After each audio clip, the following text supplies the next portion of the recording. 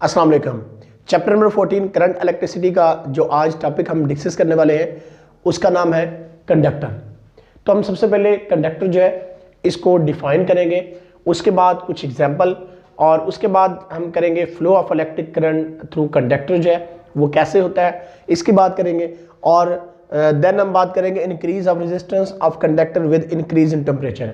In temperature के increase करने से रेजिस्टेंस कैसे इंक्रीज करती है, फिर इसके बारे में बात करते हैं। तो सबसे पहले हम कंडक्टर को डिफाइन करते हैं। तो अक्सर आपने देखी होगी ये चीज़ कि हम जब भी हीट की या इलेक्ट्रिसिटी की बात करते हैं तो हम कहते हैं मेटल का इस्तेमाल करें। तो मेटल का इस्तेमाल करना क्यों ज़रूरी होता है, लेकिन इससे पहले हम कंडक्टर को डिफाइन कर लें। The substance which allow the electric current to pass through it is called conductor. ऐसे सब्सटेंस, ऐसे मटेरियल जो करंट को अपने अंदर से पास आउट होने देंगे उनको हम क्या बोलते हैं, कंडक्टर्स बोलते हैं। तो कंडक्टर का लफ्जी मीनिंग जो है वो मोसल है, यानी कंडक्टर्स वो सब्सटेंस होते हैं जो करंट को या हीट को आसानी से अपने अंदर से पास आउट होने देंगे। यानी कंडक्टर जो है वो करंट या क्या करेंगे, हीट को आसानी से पास होने देंगे, तो उनको हम बोलेंगे कि ये कंडक्टर है, ये मेटल है, क्योंकि मेटल के अंदर क्या होते हैं, फ्री इलेक्ट्रॉन्स होते हैं। एग्जांपल में देखिएगा मेटल लाइक आयरन, कॉपर, ये सारे क्या हैं, ये एग्जांपल है कंडक्टर की, यानी इनके अंदर फ्री इलेक्ट्रॉन्स होते हैं जिसकी वजह से करंट जो है वो पास आउट होता है। इसी एग्जांपल में आप ये भी बात कर सकते हैं कि जैसे एक हमारे पास स्पून हो, एक चम्मच हो हमारे पास, तो चम्मच को जब हम नीचे बर्नर लगा के इसको हीट अप करते हैं तो आपने देखा होगा कि मेटल स्पून जो है वो एक साइड से गर्म होते हुए हीट यहाँ से ट्रांसफर होने लग जाती है और इस एंड तक हीट पहुँच जाती है, क्योंकि इसके अंदर क्या होते हैं, फ्री इलेक्ट्रॉन होते हैं। लेकिन इसके इंस्टेड अगर कोई हमारे पास वुड है यानी लकड़ी का टुकड़ा है, तो अगर इस साइड से हम इसको जो है बर्नर लगाते हैं इसकी इस साइड पे, तो इस साइड से हमें ये गर्म फील नहीं होगा। लेकिन अगर स्पून की बात करें हम, तो स्पून हमें क्या इस साइड से गर्म होने लग जाएगा। लेकिन लकड़ी क्योंकि इंसुलेटर है, इंसुलेटर वो सब्सटेंस है जिनमें से करंट पास आउट नहीं होता। इसके लिए हमारी नेक्स्ट वीडियो आएगी तो आप उसको लाजमी देखेगा। बहरहाल तो कंडक्टर्स गए कि ऐसे मटेरियल है, ऐसे सब्सटेंस है जो करंट को आसानी से पास होने देते हैं। अब कौन सी ऐसी चीज है जो करंट को कंडक्टर के अंदर पास करती है, तो वो है फ्री इलेक्ट्रॉन्स। किस तरह से होते हैं जरा देखिएगा यहाँ पे। अब अगर हमारे पास ये कोई कंडक्टर मटेरियल है, यानी एक आप लगा लो कि वायर है कंडक्टर मटेरियल की, तो इसके सेंटर में आपको पता है एटम, कंडक्टर के अंदर क्या होते हैं, एटम्स होते हैं, मॉलिक्यूल्स, ये सारी चीजें, और इलेक्ट्रॉन क्या होते हैं, इर्द गिर्द रिवॉल्व कर रहे होते हैं। इलेक्ट्रॉन इर्द गिर्द क्या करते हैं, रिवॉल्व करते हैं। ये न्यूक्लियस है, सेंट्रल पार्ट जो एटम का, इसको न्यूक्लियस बोलते हैं। इस तरह से यहाँ पे क्या है, ये इलेक्ट्रॉन है, इस तरह से और भी एटम होंगे डेफिनेटली, तो यानी वायर के अंदर एटम है। अब क्या होता है कि जब ये इलेक्ट्रॉन एनर्जी को गेन करते हैं, जब ये एनर्जी को गेन करेंगे बाय अप्लाइंग अ पोटेंशियल, जो है हम अप्लाई करते हैं, यहाँ पे एक पोटेंशियल भी अप्लाई कर देते हैं, यहाँ पोटेंशियल है और ये हमारे पास क्या है, लो पोटेंशियल है। तो अब एनर्जी हम प्रोवाइड करेंगे, जब इसको पोटेंशियल देंगे तो इलेक्ट्रॉन क्या करेंगे, एनर्जी को गेन करेंगे। जब इलेक्ट्रॉन एनर्जी को गेन करेंगे तो यहाँ से इस एटम से, यानी न्यूक्लियस पे इसकी जो एक पकड़ थी, इसने न्यूक्लियस ने इसको होल्ड किया हुआ था, तो वो इससे निकल जाएंगे, जिससे हमारे पास यहाँ पे फ्री इलेक्ट्रॉन्स हैं वो आने लग जाएंगे। अब इस तरह से बहुत से फ्री इलेक्ट्रॉन्स आएंगे। जब ये इलेक्ट्रॉन को हम एक पोटेंशियल हमने अप्लाई किया है तो इनको इस वजह से क्या मिल जाएगी, एक स्पेसिफिक डायरेक्शन मिल जाएगी। जब इन इलेक्ट्रॉन को एक स्पेसिफिक डायरेक्शन मिलेगी बाय एक्सटर्नल इलेक्ट्रिक फील्ड जो हमने अप्लाई किया है, इन एक्सटर्नल सोर्स हमने जो अप्लाई किया है, उसकी वजह से इलेक्ट्रॉन को एक स्पेसिफिक डायरेक्शन मिल जाएगी, जिसकी वजह से कंडक्टर के अंदर जो फ्री इलेक्ट्रॉन्स होंगे, ये इलेक्ट्रॉन कौन से है, ये फ्री इलेक्ट्रॉन है। अकेले इलेक्ट्रॉन नहीं हम बात करते हैं, हम फ्री इलेक्ट्रॉन्स की बात करते हैं कि जो इलेक्ट्रॉन फ्री हैं, तो ये फ्री इलेक्ट्रॉन एक स्पेसिफिक डायरेक्शन में क्या करेंगे, मूव करने लग जाएंगे, और इस तरह से कंडक्टर के अंदर जो है वो करंट फ्लो होने लग जाता है ड्यू टू फ्री इलेक्ट्रॉन्स।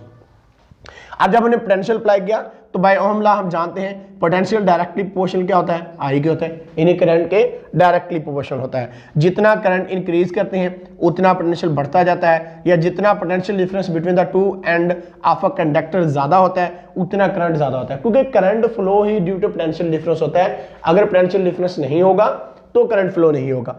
अब जितना पोटेंशियल डिफरेंस डिक्रीज होगा उतना करंट क्या हो जाता है, डिक्रीज हो जाता है। प्रोपोर्शनल का साइन खत्म करें तो V is equal to I R आता है, क्योंकि जब कंडक्टर के अंदर इलेक्ट्रॉन मूव कर रहे होते हैं तो इनके मूव करने से इनकी कोलिजन होती है, कोलिजन से जो है वो रेजिस्टेंस प्रोड्यूस होती है, तो जो कि करंट के फ्लो में क्या बनाती है, एक रुकावट बनाती है। Opposition to the flow of current जो होती है उसको हमने रेजिस्टेंस का नाम दिया था।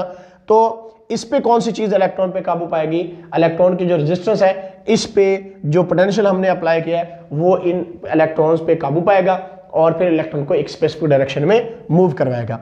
अब देखते हैं कि flow of electron current through conductor जो मैंने आपको बताया, इसको जरा रीड कर लेते हैं। Metal like silver and the copper have excess of free electrons which are not held strongly with the any particle atom of the metal।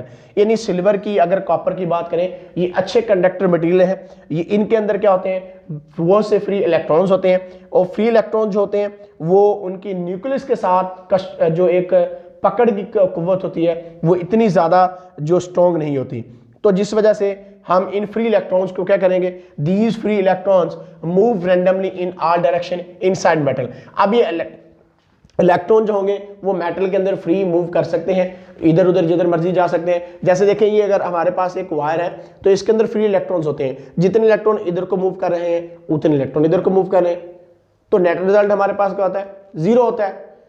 अगर हम इनको क्या कर दें, इनको एक स्पेसिफिक डायरेक्शन दे दें, इन्हें इलेक्ट्रॉन पे कोई एक्सटर्नल फील्ड अप्लाई कर दें, एक्सटर्नल सोर्स से हम पोटेंशियल अप्लाई करके इन इलेक्ट्रॉन को एक स्पेसिफिक डायरेक्शन दे दें, तो फिर क्या होता है देखिएगा जरा। When we apply external electric field, these electron can easily move in specific direction। जैसे यहाँ पे इलेक्ट्रॉन एक स्पेसिफिक डायरेक्शन में क्या करने लग गए थे, मूव करने लग गए थे। This movement of free electron in a particular direction under influence of an external field causes flow of current। यही इलेक्ट्रॉन जब एक स्पेसिफिक डायरेक्शन में मूव करने लग जाते हैं तो इसी को हम क्या बोलते हैं कि ये करंट है। यानी फ्री इलेक्ट्रॉन्स की मूवमेंट की वजह से ही करंट प्रोड्यूस होता है।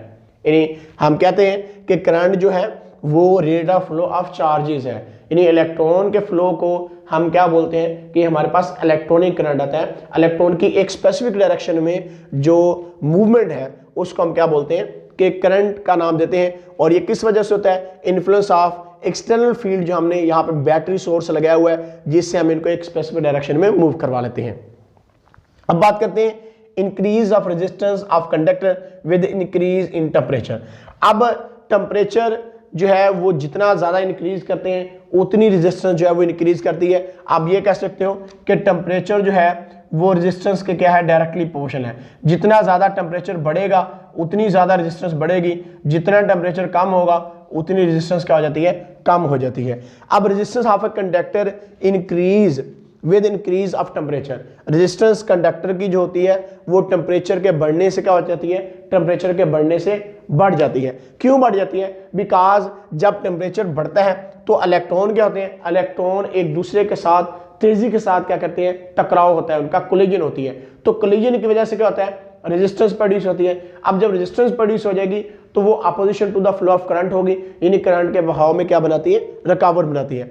This is due to the increase in number of collision of electron with themselves and with the atom of the metal. यानी मेटल के एटम जो होंगे उनके साथ इलेक्ट्रॉन्स क्या होते हैं, उनके साथ इलेक्ट्रॉन तेजी के साथ टकराते हैं। टकराने की वजह से कोलिजन होगी, तो कोलिजन से रेजिस्टेंस पैदा हो जाती है जिसकी वजह से करंट की फ्लो में अपोजिशन होने लग जाती है, यानी कि rate of flow of charges जो हम बात करते हैं वो स्लो हो जाता है। तो इसलिए इस कोलिजन पे काबू पाने के लिए ही हम क्या करते हैं, हम पोटेंशियल जो बैटरी जो है वो इन कोलिजन पे, इस कोलिजन के ऊपर क्या कर लेती है, वो इस पे काबू पा लेती है। तो इस तरह से कंडक्टर के अंदर जो है या हीट का फ्लो या करंट का फ्लो जो कंडक्टर्स के अंदर होता है वो ड्यू टू फ्री इलेक्ट्रॉन होता है। अगर कंडक्टर के अंदर फ्री इलेक्ट्रॉन्स नहीं होंगे तो करंट की यानी कि कंडक्शन जो होती है, यानी फ्लो ऑफ इलेक्ट्रॉन जो होंगे वो अगर नहीं होते तो करंट फ्लो नहीं होगा। तो ड्यू टू फ्री इलेक्ट्रॉन्स ही करंट फ्लो होता है। Due to free electrons conduction की वजह से हीट ट्रांसफर होती है, तो इसलिए फ्री इलेक्ट्रॉन्स का होना जो है वो बहुत ज़रूरी है। तो ये था हमारा आज का टॉपिक जो कि कंडक्टर्स के बारे में था। तो इसको उम्मीद करता हूँ आपको अच्छे अंदाज से समझ आई होगी और आपको पता चला होगा कि कंडक्टर्स जब हम कहते हैं कि इलेक्ट्रिसिटी में या हीट में जब वो मेटल्स का इस्तेमाल करें, मेटल वायर का इस्तेमाल करें, तो इसकी वजह क्या होती है, इसकी रीज़न आज आपको मिल गई होगी। तो आज के लिए इतने ही, फिर मिलेंगे इंशाल्लाह, तब तक अल्लाह हाफिज़।